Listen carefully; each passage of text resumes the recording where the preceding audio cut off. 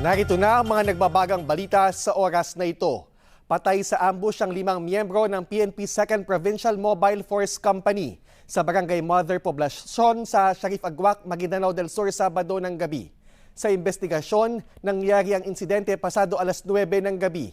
Pabalik na sa Camp Dato Aquila ng mga biktima matapos magpatrol sa town proper nang paulanan ng bala ng mga hindi pa nakikilalang armadong grupo.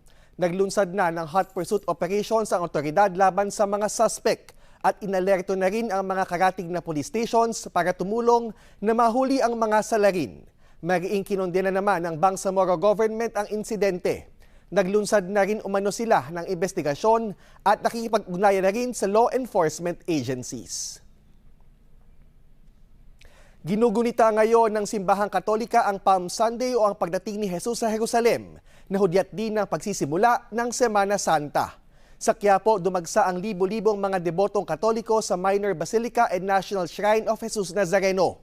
Bit-bit ang mga palaspas na kanilang pinabendisyonan. Sumentro ang ebanghelyo sa pagpapakasakit ni Hesukristo. Samantala, pagkakaisa, pagmamahalan at pagtutulungan ang naging mensahe naman ni Pangulong Ferdinand Marcos Jr. sa mga Pilipino ngayong Semana Santa. Ito'y sa gitna ng krisis na nadadama dulot ng patuloy na gyera sa gitnang silangan. Hinihikayat din ng Pangulo ang publiko na palalimin ang pananampalataya, magmahalan at magtulungan lalo na sa gitna ng mga pagsubok. At yan ang mga nagbabagang balita sa oras na ito. Ako po si Jervis Manahan at narito na ang mga balitang dapat abangan mamaya sa TV Patrol Weekend. Dalawang sospek sa holdapan sa van terminal, patay sa Catbalogan City, Samar.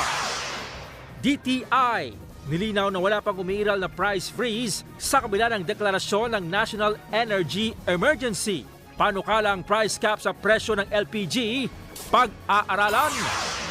At dating Idol Philippines alumnus Mati Hunyosa nakakuha ng Golden Buzzer sa Britain's Got Talent.